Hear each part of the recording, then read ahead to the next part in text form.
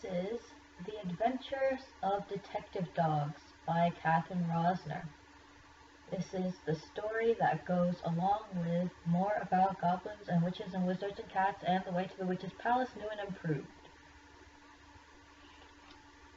Not sure exactly when this was written, but it was probably written before I was 10.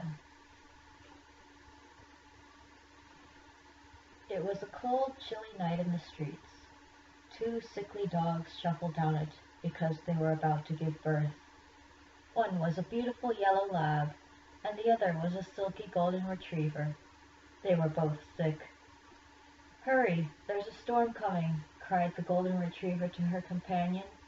"Look, it's a barrel," said the Labrador. They both clambered inside the small barrel. They were about to die.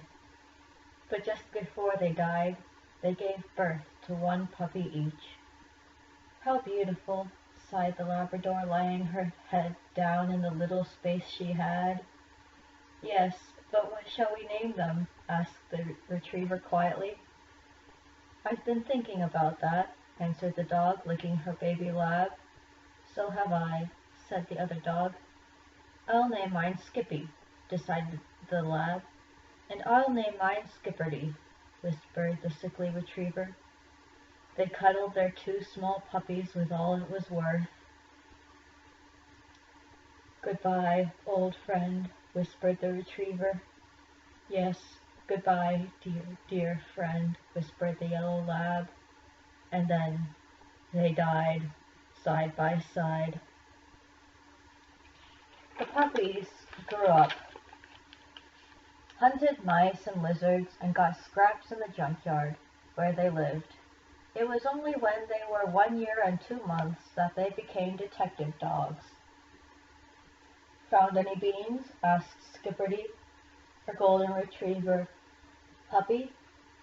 "Nope, but have you by any chance found some corn cobs?" asked Skippy, a sunny yellow Labrador puppy. "Nope," answered Skipperdee. "Beep, beep, beep, beep, beep, beep, beep, beep." "What's that sound?" they wondered. They scrambled over the trash bags and hubble and dug. Suddenly, Skippy saw a rat's shadow at the corner of her eye. "Skipperdee, I saw a rat," she yelped. "Get it," barked Skipperdee. And they ran after it until they noticed the beeping was very close. The two puppies nosed around for a bit until one dog barked in excitement. "Skippy, look, it's a book that's beeping," she cried. Skippy ran over. They both pawed at it until Skipperdee decided, "Let's open it." Then she opened it up. But then it shut very sharply. The two puppies jumped. Then the book began to talk. The title was "More About Goblins and Witches and Wizards and Cats and the Way to the Witch's Palace." The dogs were fortunately smart enough to read. "Hello," the book said. "I have seen your smart abilities to track down and hunt and stay hidden. It's time I told you that you are now detective dogs." The two puppies looked at each other. "What do you mean?" they asked. "I mean that you will now fight against witches and wizards and cats. They're becoming very dangerous to all dogs," explained the book. "How?" the young dogs asked in unison. The book paused and seemed to be confused. "Why don't you know about these things? They're the top-notch topic of dogs around the world," said the book, surprised. "What does world mean?" asked Skippy. "Oh, never mind," the book said. "Well, what is the thing that makes them all so dangerous?" asked Skipperdee, more and more curious. "Would you like a list?" asked the book in a dull manner. "Just the main thing, please," barked the puppies impatiently. "Well," thought the book, and said in a low voice, "They kill dogs. Every mite they find. You're in danger, dogs. Everyone is. That's why we need you to fight them. Kill them off, perhaps, especially the Queen Witch and the King Wizard." "But why us?" the two puppies asked. The book sighed impatiently. "Because you have the natural skills to do this. We're counting on you, Skippy and Skipperdee, the book said. Let's start right now. What do we do? Barked the excited puppies. You have to read me, answered the book. Okay, the two dogs said. Then they read. They learned how witches had dangerously long fingernails and all the potions wizards made. They learned that wizards could disguise perfectly well, and that witches were good if they flew on brooms. They learned how they had to disguise when seeing a gray cat, how they multiplied and turned invisible. They learned, too, how orange cats killed and how black cats replaced medicine with poison, and how if you looked at their eyes, you could die easily. They learned as well that goblins, who are really people like you and me, could do many bad things, and the things they invented like cars, cameras, and electricity. And then they learned the way the witches and wizards' palace. The way to the witches and wizards' palace. Do you think we should steal some callum, Skippy? Asked Skipperdee. It is a strong power drink. I think we should steal it, Skipperdee, barked Skippy excitedly. Let's go. Wait, cried the book. What? Asked the dogs, annoyed. If you slip on those slippery reptile scales, you will lose some of your strength, and you will be too weak to even sit up straight. You have what's called a helper guide to help you. He will lift you, and you will get your energy back. Thanks, called the puppies, and they ran down the path outside the dump. Wait, I forgot something important, cried the book, but the two puppies were too far away to hear. Okay, I remember that we were supposed to go to Mount Staircase, so let's go, said Skipperdee. Right on, barked Skippy. They ran to Mount Staircase, a mountain with 3 caves connecting on a ledge, a rock staircase going up, another cave, and a wide ledge with reptile scales on the floor, pictures of horrors on the rock wall, and a door at one end. The two dogs ran up the steps, but in the middle, Skippy yelped out. Avalanche! She screamed, and a shower of pebbles and a cascade of boulders came tumbling down the staircase. The two puppies ran and nearly fell down the steps and ran to the side, watching the fleet of rocks and boulders tumble down. But one of the boulders was too fat to roll down the narrow staircase and fell down the side, and would have killed Skippy and Skipperdee if they hadn't run out of the way. When the avalanche was over, there was little of the staircase left, except for a few footholds here and there. They tried to scrape their way up, and at last they made it. They looked at each other and whined. They had to now go through the Hall of Old. They stepped meekly into the hall, and suddenly their skin became wrinkly, and their mouths became dry, and their eyesight became blurry. They even grew a lot. Now I know why this is called the Hall of Old, quavered Skippy, taking very slow and shaky steps, trying not to slip on the cold, slimy scales beneath her paws. Yes, I quite agree, Skippy, quavered back Skipperdee, keeping close to the wall in case she slipped and fell off the ledge. It was very murky and quirky. They finally made it to the door at the other end. They opened it.